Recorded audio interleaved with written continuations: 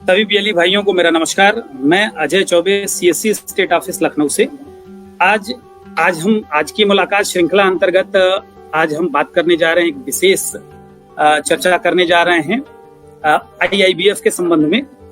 हमारे साथ दिल्ली मुख्यालय से श्री अरुण प्रताप जी जुड़े हुए हैं, जो इस पूरे व्यवस्था को पैन इंडिया देख रहे हैं, सहयोग कर रहे हैं आपका। इसमें शुरुआत करने से पहले हम थोड़ा सा आईआईबीएफ के बारे में बताना चाहते हैं कि आईआईबीएफ का फुल फॉर्म होता है Indian institute of banking and finance. ये एक नियामक, एक तरीके से परीक्षा या कह सकते हैं एक ऐसी संस्थान है जो बैंकिंग सर्विसेज से संबंधित जो आवश्यक दस्तावेज या सर्टिफिकेशन का कार्य करती है, और ये भारत सरकार की सीधे संस्था है।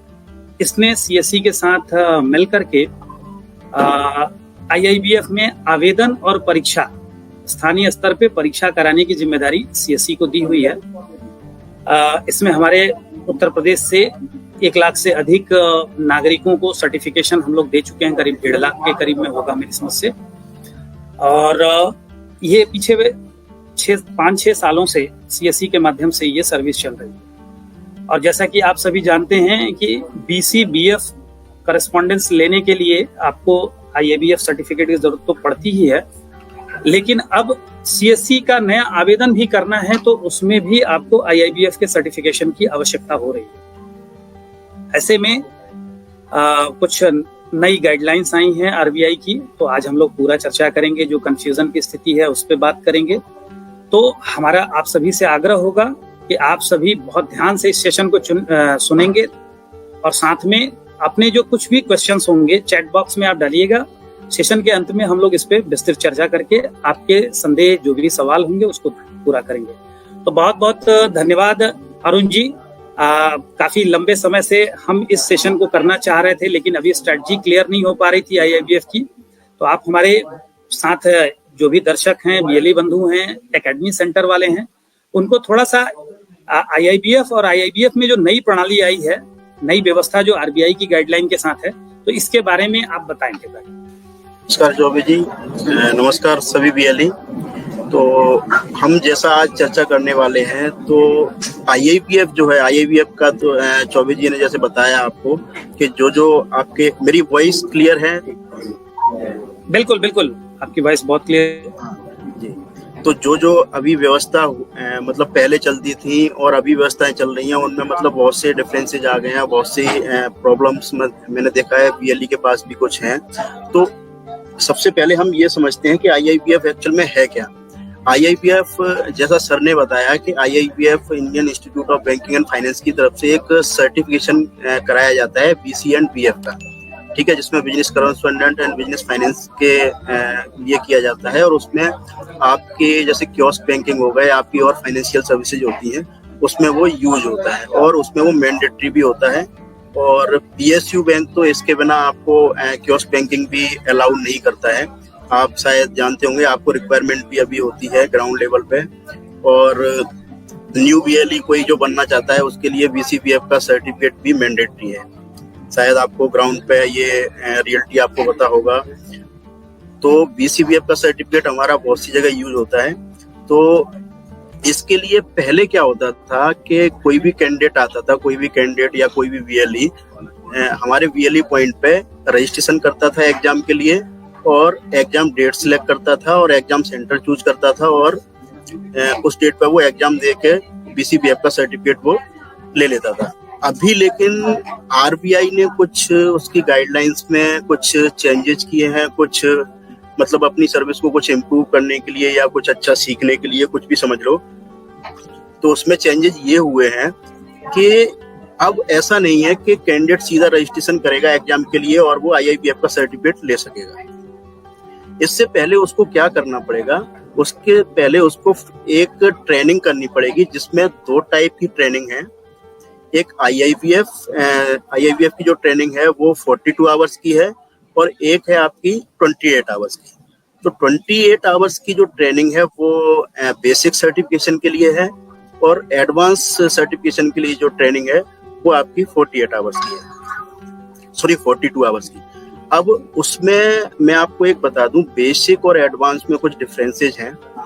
बेसिक जो सर्टिफिकेशन है, तो आपके एंड पे भी कुछ फाइनेंशियल सर्विसेज होती हैं, जैसे आधार इनेबल्ड पेमेंट सिस्टम वगैरह होता है, तो उसके लिए बेसिक सर्टिफिकेशन केवल आपका काम चल जाएगा। उससे केवल आप बेसिक सर्टिफिकेशन से आप कुछ इस तरह के काम ही कर सकते हैं, उसके अलावा और कुछ काम ज्यादा नहीं कर सकते। फाइनेंशियल मतलब नॉन फाइनेंशियल जितने भी हैं, ट्रांजैक्शनल और नॉन ट्रांजैक्शनल आप समझते हैं, तो नॉन ट्रांजैक्शनल जितने भी हैं वो आप बेसिक सर्टिफिकेशन के थ्रू कर सकते हैं, और AEPS भी उसके थ्रू आप कर सकते हैं। लेकिन एडवांस जो सर्टिफिकेशन है, उससे आप जितने भी टाइप के फाइनेंशियल सर्विसेज हैं, जो इंश्योरेंस में भी इन्वॉल्व होती हैं और बैंकिंग सर्विसेज में इन्वॉल्व होती हैं, उनको आप सभी एडवांस सर्टिफिकेशन से कर सकते हैं।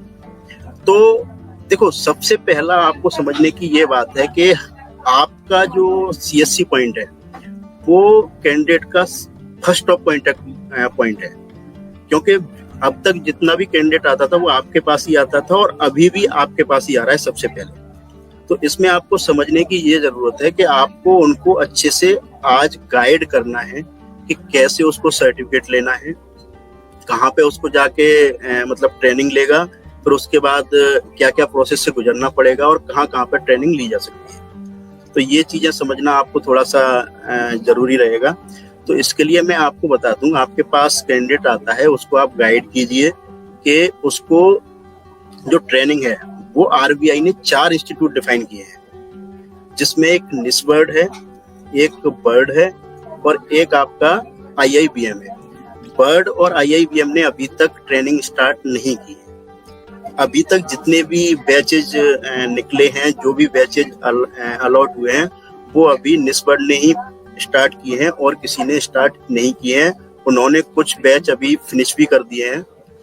तो उसके बाद आपके पास कैंडिडेट आ भी रहा होगा, आपके यहाँ रजिस्ट्रेशन भी हो रहे हैं, मैंने देखा है। एग्जाम भी स्टार्ट हो गए हैं और एग्जाम मतलब सर्टिफिकेशन लोगों के पास कंप्लीट हो गए हैं एग्जाम देने के बाद। तो सबसे पहला पॉइंट ये है कि आपको गाइड कैसे करना है। गाइड करने के लिए आपको बस कुछ नहीं करना है। देखो, मेरा कहने का मतलब ये है कि हमने पहले भी समझाया था कि जो हमारा IIPF का सर्टिफिकेशन है, उसके अंदर हम केवल और केवल एग्जाम की रेस्पॉन्सिबिलिटी लेते हैं। जो ट्रेनिंग की रेस्पॉन्सिबिलिटी है वो हमारी नहीं है, CSC उसके अंदर इन्वॉल्व नहीं है, लेकिन फिर भी हमें कैंडिडेट को अच्छे से गाइड करना है जिस तरह से उसको ट्रेनिंग ले सकता है, जैसे, ठीक है ना।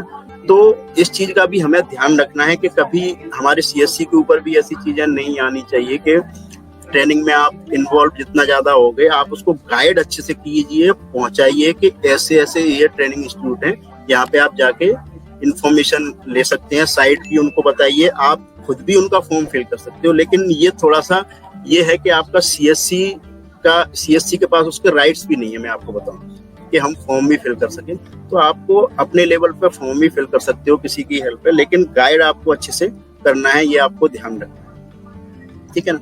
तो निस्बर्ड पे अगर कोई रजिस्ट्रेशन करोगे, बर्ड पे कोई रजिस्ट्रेशन करोगे, IIBM पे कोई रजिस्ट्रेशन करोगे, जो ट्रेनिंग इंस्टीट्यूट है, वहां पे आप रजिस्ट्रेशन जब करोगे तो वहां पे क्या होगा, उसको एक ट्रेनिंग ID प्रोवाइड कराई जाएगी। हाँ, ये जो IIPF की साइट है उस पे भी आपको इन्फॉर्मेशन यहाँ पे मिल सकती है। यहाँ पे आपके चारों इंस्टीट्यूट दिखाई दे रहे हैं, आपने देखा होगा, ठीक है ना। तो यहाँ पे अब 4 में से जो चौथा इंस्टीट्यूट है, चौथा अभी उन्होंने ट्रेनिंग करने से हमें जो इन्फॉर्मेशन मिली है, जो बैंक्स हैं वो भी इसके बारे में उनके सेंटर्स हैं कुछ, उन पे मतलब ट्रेनिंग प्रोवाइड कराती है इसका, लेकिन अभी उन्होंने ट्रेनिंग के लिए मना कर दिया है। तो अभी 3 ही इंस्टीट्यूट अभी इसमें इन्वॉल्व हुए हैं। चौथे जो बैंक्स हैं, बैंकों ने अभी मना कर दिया एक तरह से। अभी तक कोई इन्फॉर्मेशन इसका कोई अपडेट हमारे पास आया नहीं है। अब इसकी प्रोसेस मैं थोड़ा सा समझा देता हूँ। चौबे सर, एक बार मुझे ये PPT एक बार दिखा सकता हूँ मैं? हाँ, ये इसका प्रोसेस फ्लो जो मैं आपको बता देता हूँ कि ट्रेनिंग में क्या क्या रिक्वायरमेंट रहेगी, मैं आपको बताऊँ। तो देखो, मैंने चारों इंस्टीट्यूट इसमें हमने मेंशन किए हुए हैं कि 42 आवर्स एंड 28 आवर्स की 2 टाइप की ट्रेनिंग मैंने आपको बताया, एडवांस और बेसिक होगी उसके, जिसमें IIBM है, बर्ड है और निस्बर्ड है। ये 3 इंस्टीट्यूट हैं। चौथा इंस्टीट्यूट ने अभी कुछ भी मतलब IIBF को भी कोई अपडेट नहीं दिया है कि हम अभी ट्रेनिंग करा रहे हैं या कराएंगे, लेकिन RBI ने ये फाइंड आउट किए हैं कि हम ये ट्रेनिंग इन जो इंस्टीट्यूट हमने दिए हैं आपको इन पे ही ट्रेनिंग लेने जाना है, ठीक है। तो जब वहाँ पे फॉर्म फिल होगा किसी भी ट्रेनिंग इंस्टीट्यूट पे किसी भी कैंडिडेट का या किसी भी VLE का, तो वहाँ पे जो इन्फॉर्मेशन प्रोवाइड कराई जाए कैंडिडेट की, तो ये हमेशा आप ध्यान रखेंगे, ये हमेशा आप चेक करेंगे कि इन्फॉर्मेशन बिल्कुल करेक्ट दें, क्योंकि कोई भी इन्फॉर्मेशन आपकी फ्यूचर में एडिटेबल नहीं है। ये आपको ध्यान रखना है, क्योंकि हमारे पास ग्राउंड से कुछ ऐसी क्वेरी आती है कि मेरा नाम सही नहीं आ रहा है और मेरा मोबाइल नंबर सही नहीं है या ईमेल आईडी सही नहीं है। खास करके आपको मोबाइल नंबर ईमेल आईडी की इंफॉर्मेशन बिल्कुल करेक्ट देनी है, क्योंकि जब IIBF का सर्टिफिकेट आपके पास रिसीव होता है वो मेल आईडी पे ही रिसीव होता है, और बाद में कभी फ्यूचर में आपके पास सर्टिफिकेट नहीं है और आपको दोबारा से वो सर्टिफिकेट डाउनलोड करना है या लेना है, तो 3 बार तो IIBF ने आपको सर्टिफिकेट डाउनलोड करने की परमिशन दी है, मैक्सिमम 3 टाइम्स। चौथी बार आप अगर कहीं डाउनलोड करने जाते हो तो आपको वो डाउनलोड नहीं करने देता IIBF, उसके लिए आपको रिक्वेस्ट ही रेज करनी पड़ती है और वो आपकी मेल आईडी पर रिसीव होता है, और मेल आईडी आपकी इसके लिए करेक्ट होनी चाहिए, ये आपको ध्यान रखना है। कोई भी इंफॉर्मेशन आपको करेक्ट बिल्कुल चेक करके अच्छे से इंस्टीट्यूट को देनी है, क्योंकि सेम इंफॉर्मेशन आपकी एग्जाम रजिस्ट्रेशन के टाइम पे यूज होगी। ये आप हमेशा ध्यान रखें और ये कैंडिडेट को भी आप गाइड करें, और आपको भी रिक्वायरमेंट होती है तो आपको भी ये चीजें ध्यान रखनी है और ये आपको उनको इंफॉर्मेशन प्रोवाइड करानी है। उसके बाद जब रजिस्ट्रेशन जो आप करोगे किसी भी इंस्टीट्यूट की साइट पे या इंस्टीट्यूट को, तो वहां से इंस्टीट्यूट आपको एक ट्रेनिंग आईडी जनरेट करके देगा। ट्रेनिंग आईडी की फॉर्म कुछ इस तरह से होगी, T फॉर ट्रेनिंग होगी, ठीक है, 01, 02, 03, 04 इस टाइप का मतलब न्यूमेरिक नंबर होगा, जिसमें 01, 02, 03 जो है वो आपका कैंडिडेट कितने हैं, कैंडिडेट का मतलब एक तरह से रोल नंबर या आईडी उसमें डिफाइन करेगा। सेकंड फॉर्म उसकी होगी T01, ठीक है। उसके बाद फिर BB मतलब बेसिक का सर्टिफिकेट है, BA मतलब एडवांस का सर्टिफिकेट है, ठीक है।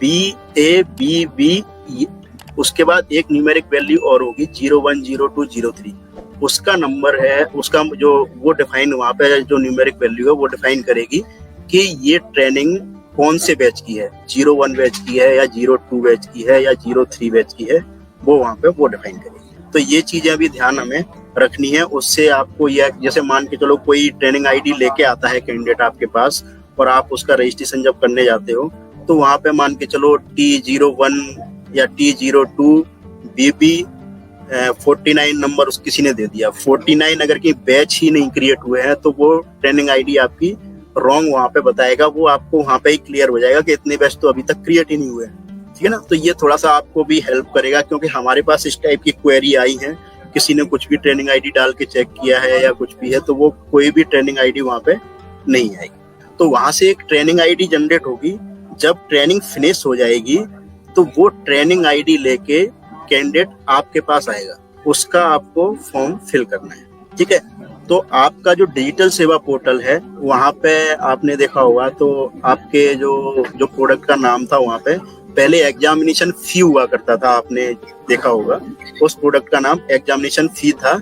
अभी उस प्रोडक्ट का नाम IIBF एग्जामिनेशन फी हो गया है, ठीक है। आप अगर कहीं ब्लू मार्क में देख पा रहे होंगे, वहाँ पे आप IIBF सर्च बार में डालेंगे तो IIBF एग्जामिनेशन फी आ जाएगा।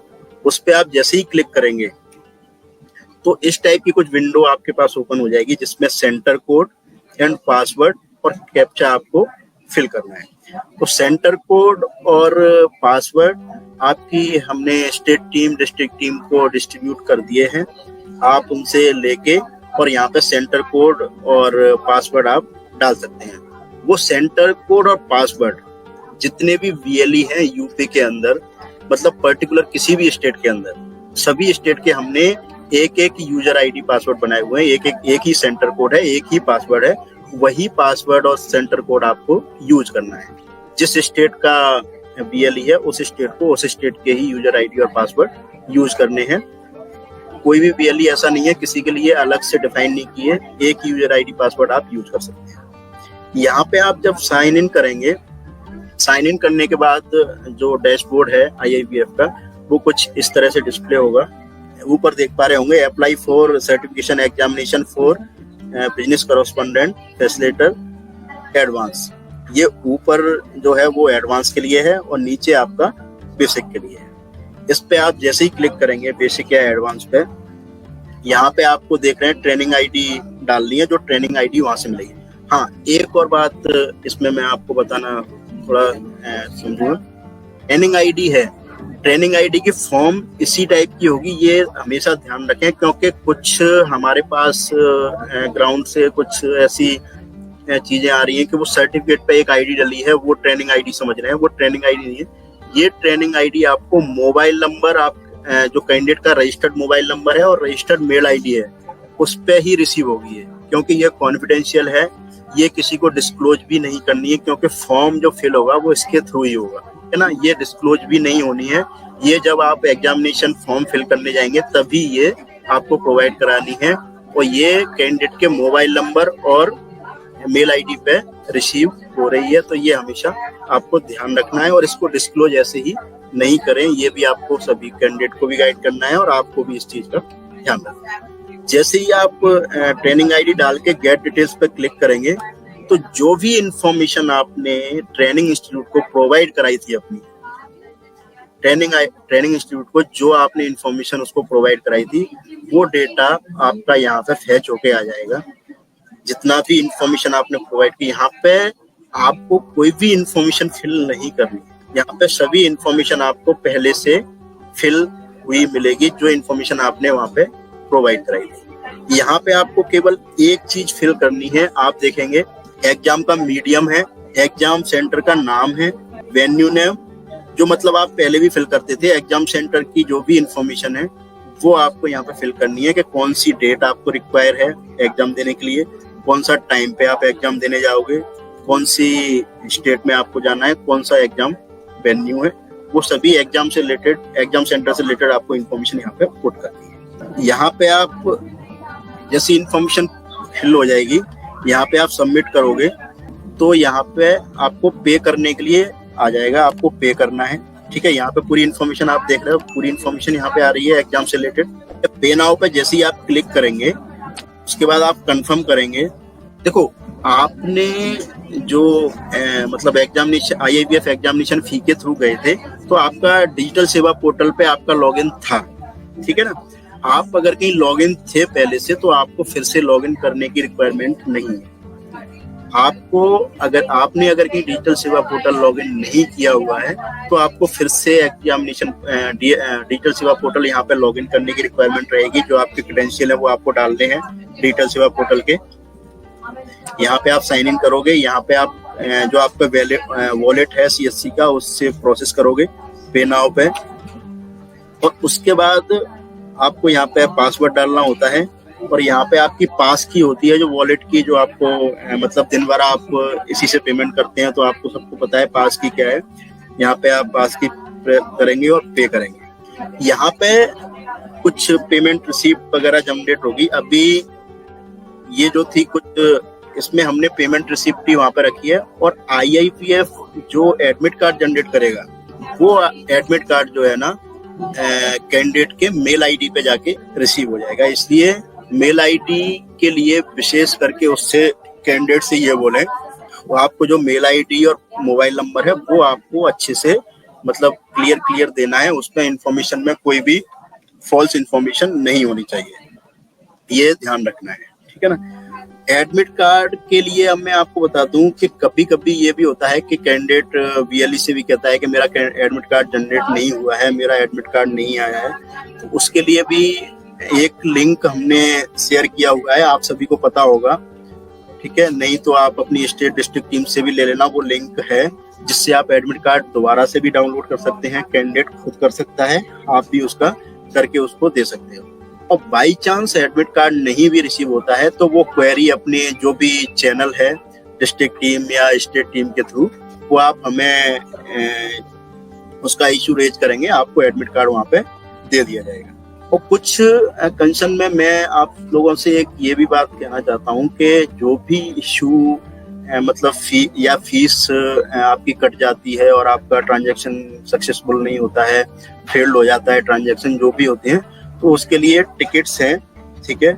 आप टिकट सिस्टम जो है, आप टिकट सिस्टम के थ्रू आप इशू रेज कर सकते हैं और टिकट सिस्टम के थ्रू आपको उसका रिप्लाई प्रॉपरली पॉजिटिवली जो भी सॉल्यूशन मिलेगा वो उस पर दिया जाएगा और आप जिस भी चैनल से देना चाहें हम आपकी प्रॉब्लम का सॉल्यूशन वहाँ पे करेंगे। देखो ऐसे भी इशू हमारे पास बहुत आते हैं कि ट्रांजैक्शन मेरा फेल हो गया लेकिन मतलब पेमेंट भी डिडक्शन हो गया, तो वो एक प्रोसेस वॉलेट की है, वो ऑटोमेटिक डिडक्शन जो होता है वो रिवर्ट भी तुरंत हो जाते हैं, तो उसके लिए भी आप टिकट भी रेज कर सकते हैं और जो भी सॉल्यूशन है वो हम करते हैं इसके लिए, ठीक है।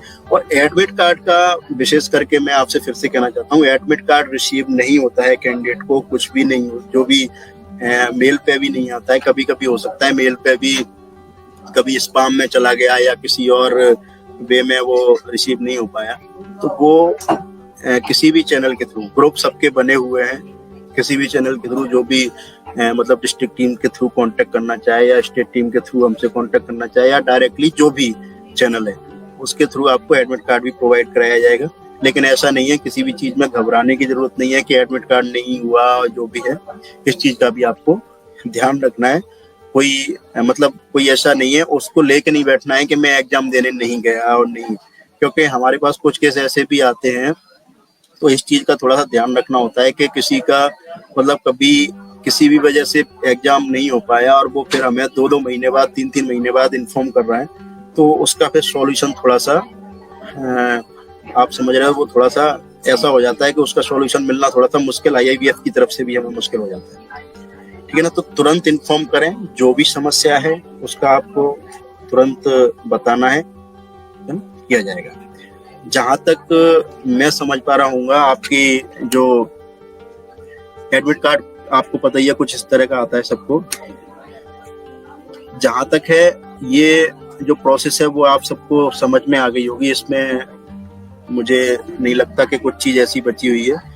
तीसरा हम थोड़ा सा ये आते हैं कि कुछ हमारे पास ये भी चीजें आती हैं कि मेरा सेंटर दिखाई नहीं दे रहा है, मुझे एग्जाम के लिए रजिस्ट्रेशन करना है लेकिन मेरा सेंटर सिस्टम में नहीं दिखाई दे रहा है जब मैं रजिस्ट्रेशन करने जा रहा हूँ। एक साइट पे भी लोग बाग जाते हैं जो ESDS कनेक्ट करके वेन्यू लिस्ट करके एक साइट है, उस पे भी बहुत से लोग कहते हैं मेरा सेंटर, तो उस साइट को आप प्रेफर मत कीजिए। जो ESDS कनेक्ट वेन्यू लिस्ट करके जो साइट है वहाँ पे आप उस पे जो इन्फॉर्मेशन है वो बहुत पुरानी इन्फॉर्मेशन है, नई इन्फॉर्मेशन उसके ऊपर नहीं है। जो पहले कभी सेंटर हुआ करते थे बहुत पहले, वो उनकी लिस्ट उनके पास है, वो अपडेटेड लिस्ट नहीं है।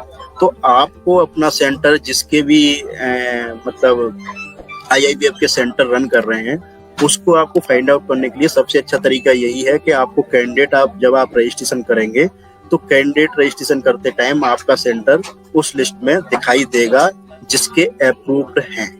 जो अप्रूव्ड सेंटर हैं वो उस लिस्ट में दिखाई देंगे, और किसी भी वजह से जिसके सेंटर पहले चल रहे थे और उनके सेंटर डीएक्टिवेट हुए हैं, तो जो भी कंसर्न है वो सेंटर मैं आपको बता दूं उसमें ऐसा भी हो सकता है किसी भी एक्टिविटी की वजह से वो डीएक्टिवेट किए गए होंगे। तो इसमें हम जो भी है इसमें हम आपके कुछ भी वो नहीं कर सकते कि वो नहीं दिखाई दे रहे हैं, पहले दिखाई दे रहे थे नहीं अब नहीं दिखाई दे रहे हैं, तो वो जो डीएक्टिवेट हुए हैं वो दोबारा एक्टिवेट नहीं, ये थोड़ा सा मैं कहना चाहूँगा। और जिसको भी नया सेंटर लेना है उसके लिए फर्स्ट क्राइटेरिया आपको पता है कि CSC एकेडमी अप्रूव्ड होनी चाहिए सबसे पहले, ठीक है। CSC एकेडमी अप्रूव्ड होगी तो CSC एकेडमी का खुद का क्राइटेरिया अपना ऐसा है जो IIBF के एग्जाम सेंटर को पूरी तरह से एक तरह से फुलफिल करता है। IIBF एग्जाम के लिए कम से कम 5 PC सेंटर के लिए कम से कम 5 PC सेंटर पे होने चाहिए, चालू हालत में, मतलब रनिंग पोजीशन में होने चाहिए उनको।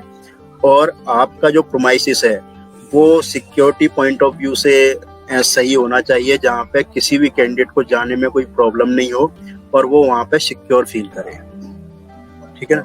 और इंटरनेट का आपके पास जो भी इंटरनेट आपका अच्छा होना चाहिए, बैठने की व्यवस्था होना चाहिए, जो भी पानी वगैरह की जो मतलब एक एग्जाम सेंटर में जो प्रोमाइसिस में जो रिक्वायर रहती है वो होना बहुत जरूरी है, ठीक है ना। लेकिन सेंटर की टाइम टू टाइम आपकी ऑडिट भी होती रहेगी, चेक। ऐसा नहीं है आपने एक बार पूरे क्राइटेरिया फुलफिल कर दिए, आपने पूरी गाइडलाइंस फुलफिल कर दी और चलता रहेगा, ऐसा भी थोड़ा सा आपको प्लीज ध्यान रखना है, ठीक है ना। तो इसके लिए टाइम टू टाइम आपको अपना सेंटर भी अपडेट करना है, अपना अच्छे से मतलब चीजें देखनी है कि सब चीजें चलती रहे। आपको इनमें कुछ भी समस्या अगर कहीं होती है तो वो टाइम टू टाइम आपको रिजॉल्व करनी है। और कोई भी हेल्प आपको CSC के जो भी स्टेट टीम है, डिस्ट्रिक्ट टीम है, हेड ऑफिस की टीम है, दिल्ली टीम है, कोई भी रिक्वायरमेंट है, कोई भी आपको सॉल्यूशन चाहिए तो आप वहां से भी ले सकते हैं। थोड़ा सा डिस्कस कर लेते हैं। जैसे कि आपके पूरे इस प्रेजेंटेशन से जो बात मुझे समझ में आई कि अब CSC के माध्यम से IIBF एग्जाम और रजिस्ट्रेशन दोनों ही शुरू हो चुके हैं। नए ट्रेनिंग किए हुए छात्र हमारे सेंटर पे आ रहे हैं और आवेदन हो रहा है। तो ये सभी आप लोगों के लिए इंफॉर्मेशन के लिए एक घोषणा है कि CSC से एग्जाम शुरू हो चुका है और रजिस्ट्रेशन की प्रक्रिया भी शुरू हो चुकी है स्मूथली। अब आते हैं कि जो अभी अरुण जी ने बताया इसमें नया क्या है। तो RBI गाइडलाइन के हिसाब से एक मानक के अनुसार आपके पास सेंटर होना चाहिए। ट्रेनिंग सेंटर की बात मैं कर रहा हूं अभी। मानक के अनुसार सेंटर होना चाहिए, वहीं पे IIBF के लिए आप सेंटर अप्रूव करेंगे। और अमूमन CSC एकेडमी है वो लगभग सारे मानक को पूरा करता है, तो CSC एकेडमी ही प्राथमिकता के स्तर पे IIBF एग्जाम सेंटर के रूप में चयन की जा रही है। दूसरा, पहले क्या था कि एक सिस्टम था कि एक कैंडिडेट सीधे आता था किसी भी CSC सेंटर पे आकर के आवेदन करता था कि भाई मुझे IIBF का आवेदन करना है। आवेदन करने के नाम पे उनको सीधे पोर्टल खोल करके उनका पैन कार्ड, आधार कार्ड, जो भी डिटेल क्रेडेंशियल है लेकर के आदमी आवेदन कर देता था। 956 रुपए का पेमेंट कटती थी, काम हो गया। अभी क्या है कि ये प्रक्रिया यहीं पे जैसे सुचारू पहले थी वो रहेगी। इसमें RBI ने एक चीज सिर्फ ऐड कर दिया है, वो ऐड किया है जिसको कि बोलते हैं कि ट्रेनिंग लेनी है। यानी कि एग्जाम देने से पहले RBI द्वारा अधिकृत 4 संस्थानें हैं जिसका कि जिक्र मैंने अभी किया। कुछ लोग क्वेश्चन कर रहे हैं मेरे भाई, मैं अभी क्वेश्चन पे भी आऊंगा। आप सभी लोग अपने अपने क्वेश्चन सब लीजिए, क्योंकि अगले 5-7 मिनट में हम लोग अभी सेशन को क्लोज करेंगे। लेकिन मैं एक जिस्ट बता रहा हूं जो मैंने समझा, जैसा कि अरुण जी ने मुझे समझाया, आप लोगों को समझाया। कैंडिडेट को उन 4 संस्थानों के पास ट्रेनिंग के लिए जाना होगा जो भी कैंडिडेट के लिए कन्वीनियंट हो। ट्रेनिंग 2 माध्यम से हो रही है। एक ट्रेनिंग ऑनलाइन और ऑफलाइन भी हो सकती है, क्योंकि अभी मेरे पास ऑफलाइन की कोई खबर नहीं आई है। जैसे 4 संस्थानें बताई गई हैं, जिसमें से निस्बड और बर्ड, ये 2 संस्थानों ने ट्रेनिंग शुरू करने के संबंध में अभी शुरुआती दौर पे अपनी सहमति दी है। लेकिन बर्ड का अभी मेरी समझ से ट्रेनिंग स्टार्ट नहीं हुआ है और रजिस्ट्रेशन भी शायद नहीं हुआ है। निस्बड ने ट्रेनिंग शुरू कर दी है, रजिस्ट्रेशन भी शुरू कर दिया है, ट्रेनिंग भी शुरू कर दी है। और वर्तमान में निस्बड के पास से कुछ VLEs हमें कम्युनिकेशन कर रहे हैं कि सर उनके पास ट्रेनिंग का स्लॉट अभी खाली नहीं है। जाहिर सी बात है कि पूरे इंडिया का लोड अभी निस्बड के ऊपर है। निस्बड की संस्थान का स्ट्रक्चर इतना बड़ा नहीं है जितना अभी उन्हें होने की जरूरत है। जो तुम चूंकि डिजिटल प्लेटफॉर्म पे उनको काम करना है और आप लोग कुछ इतना ज्यादा है ना, जब से CSC हिंदुस्तान में आई है, बहुत सारे काम जो है ना ह्यूज पैमाने पे होते हैं। कोई फार्म भरना हो, चाहे प्रधानमंत्री वो किसान सम्मान निधि का फार्म भरना हो, तो रातों रात लाखों फार्म भर जाते हैं, करोड़ों KYC हो जाती है सिर्फ आप लोग की वजह से। तो इस वजह से सूचना क्रांति में ये बहुत तेजी से आप लोग किसी भी चीज को फैलाते हैं। तो जब ट्रेनिंग की बात आएगी, ट्रेनिंग होना है, तो आप लोग के माध्यम से ट्रेनिंग फैल गया। अब कैंडिडेट दौड़ रहे हैं, एक साथ तेजी से दौड़ रहे हैं। अब तो CSC में भी IIBF एग्जाम लेना मैंडेटरी कर दिया है कि CSC ID के लिए। तो चीजें बहुत तेजी से हो गई हैं। तो ऐसे में उनके ऊपर लोड बढ़ा है। अभी उनकी 4 संस्थानें हैं, वो लोग भी अपना स्ट्रक्चरिंग कर रहे हैं। धीरे धीरे मुझे लगता है हफ्ते 10-15 दिन में चीजें और स्मूथ हो जाएंगी जब पैरेलली इंस्टीट्यूट काम करना शुरू कर देगा। अब बात करते हैं, तो इसके लिए आपकी निस्बड की साइट पे जाना होगा। अब आप गूगल पे जाकर के निस्बड जो ही लिखेंगे तो आपको दिखाई देगा। फिलहाल मैं अभी आप लोगों को एक स्क्रीन फिर से मैं दोबारा शेयर कर दे रहा हूँ, जिससे कि आप उन संस्थानों के बारे में समझ सकें। ये निस्बड का वेबसाइट है। गूगल पे ये IIBF आप गूगल पे लिखेंगे तो वहां पे BCBF करके लिखा होगा, उस पे जाएंगे तो ट्रेनिंग फॉर BCBF। तो यहाँ इन्होंने अपनी बात को लिखा है कि अप्रैल 2024 से ट्रेनिंग आवश्यक है, और जिसके लिए ये 4 ट्रेनिंग संस्थानों के नाम बताए गए हैं। Banker institute, rural development bird, Indian institute of entrepreneurship small business, वो निस्बड की बात हो रही है। Indian institute of bank management, ये संस्थान, और द बैंक, और भी सब जो बैंकिंग ऑर्गेनाइजेशंस हैं उनको। तो यानी कि एक तरीके से RBI ने बैंक और बैंक से जुड़े हुए जो भी ऑर्गेनाइजेशन है उनको ये जिम्मेदारी दी है प्रशिक्षण देने की। तो आप लोगों को इनके माध्यम से इसको आप लोगों को फॉलो करना होगा। मैं एक निस्बड की साइट खोलता हूं, क्योंकि ये आपसे अभी रिलेटेड बिल्कुल नहीं है कि मैं इसके बारे में आपको विशेष बताऊं समझाऊं, लेकिन हाँ ये जरूर है कि चूंकि आपके पास ही कैंडिडेट आते हैं तो ऐसे में आप उनको बता सकें कि ये वेबसाइट है। मैं फिर से अब निस्बड की साइट आपके साथ शेयर कर, आप निस्बड की साइट देख पा रहे होंगे। निस्बड की साइट ये है। निस्बड की साइट पे ट्रेनिंग के बारे में आप नीचे आएंगे तो आपको यहाँ लिखेगा IIBF BC certification program, trainers training program for employability skill life. ये नहीं, हमारा ये रेड वाला जो आपको दिख रहा है IIBF BC सर्टिफिकेशन प्रोग्राम, इस पे आप क्लिक करें तो नेक्स्ट पेज पे आप आएंगे।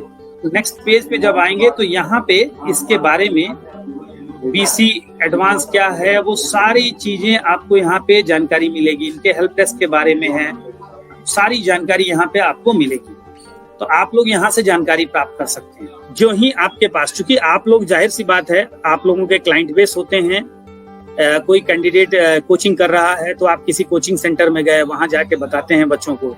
डिग्री कॉलेज में जाते हैं, कैंप करते हैं, बताते हैं कि IIBF सर्टिफिकेशन आपके पोर्टफोलियो में CV में लगना जरूरी है, जिसके लिए आपको ये ट्रेनिंग करानी होगी।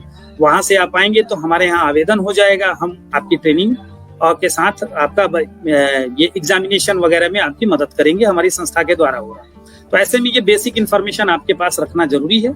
कुछ VLE ये बेसिक इन्फॉर्मेशन के साथ काम अपना शुरू कर चुके हैं, तो यहाँ कंफ्यूजन कोई नहीं है, चीजें स्पष्ट हैं। हाँ, अब IIBF को लेके एक गंभीरता जरूर है कि मैं विशेषकर एकेडमी सेंटरों के लिए ये लाइन बोलना चाहता हूँ कि पहले कुछ लापरवाहियां होती थी, सेंटर खुलता नहीं था, कैंडिडेट गया और सुनने में आता था कि सर मैं ट्रेनिंग सेंटर के सामने खड़ा हूँ और एग्जाम से ट्रेनिंग सेंटर बंद है, या यहाँ कोई फैसिलिटी नहीं है, जनरेटर नहीं है, लाइट नहीं है, तो उस बंदे का 900 रुपए का नुकसान हो जाता था।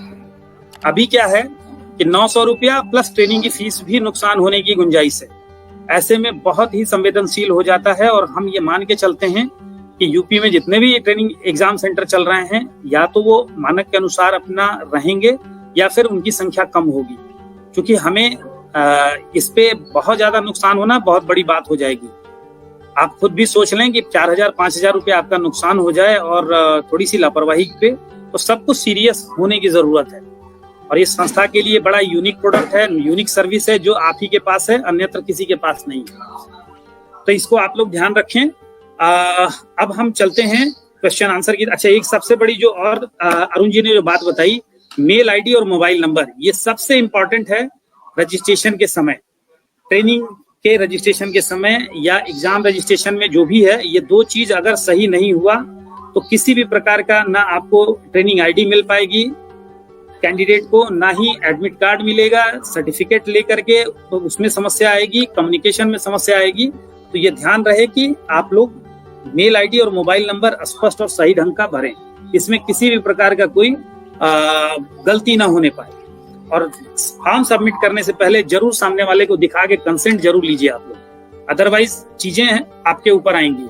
और साथ में आप लोग ठेकेदारी बिल्कुल मत लीजिएगा कि हमारे यहाँ से करो तो हम पास करवा देंगे, ऐसे बहुत सारे सेंटर हम लोगों ने बंद कराए हैं। और शायद ये जो आज ट्रेनिंग की जो स्थिति बनी है और एग्जाम सेंटर की रिवाइज वेरिफिकेशन हमने कराई है, वो यही है कि लापरवाहियां बहुत हुई हैं, उसे नहीं करना है और मानक के अनुसार एक सुचिता के साथ एग्जाम कराना है। अरुण जी, हम चाहेंगे कुछ क्वेश्चन। सर एक बात और मैं अभी कहना चाहूंगा इसमें, थोड़ा सा एक ऐड ऑन करूंगा कि जो फीस का थोड़ा सा मैं नहीं डिस्क्राइब किया। एक फीस जो बेसिक के लिए है ना, वो 472 प्लस मतलब 484 कुछ फीस है करीब करीब। बेसिक के लिए अलग फीस है और एडवांस के लिए अलग फीस है। एडवांस के लिए जो 944 लगती थी वही है। अच्छा अच्छा अच्छा, जी जी। एडवांस के लिए 944 और बेसिक के लिए 472 है, प्लस 12 रुपए 60 पैसे जो कमीशन कटता है वो है।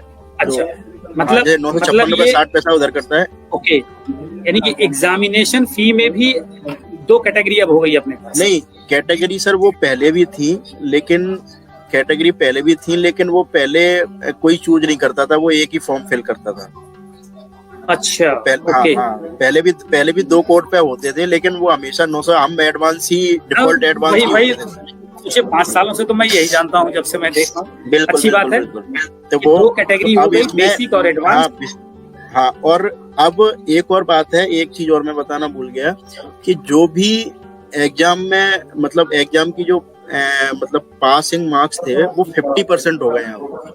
पहले 40% हुआ करते थे, अभी 50% है सभी के लिए पासिंग मार्क्स।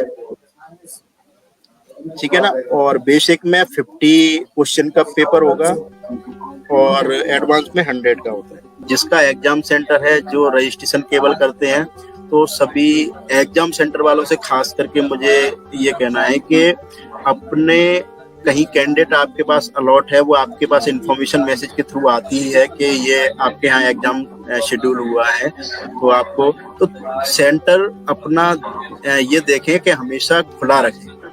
जिस दिन एग्जाम है उस दिन सेंटर हमेशा खुला रहना चाहिए। हमारे पास ऐसी बहुत सी कंप्लेंट्स आती हैं कि कैंडिडेट एग्जाम देने गया है और सेंटर ओपन नहीं मिला। तो इस चीज का थोड़ा सा प्लीज आपसे वो है कि आपको सेंटर हमेशा ओपन रखें जब भी एग्जाम हो, तो आपके लिए भी थोड़ा सा ये रहेगा। नहीं तो उसमें जो आपकी जो मतलब अनियमितताएं पाई जाएं तो उसके लिए थोड़ा सा हमें सेंटर पे भी कुछ ना कुछ एक्शन लेना पड़ता है, क्योंकि IIBF की तरफ से भी साफ हमें निर्देश है इस बारे में। तो इस चीज का थोड़ा सा ध्यान सबको रखने की जरूरत है। ठीक है, बहुत बहुत धन्यवाद आपका, सबका बहुत बहुत धन्यवाद। धन्यवाद अरुण जी। धन्यवाद।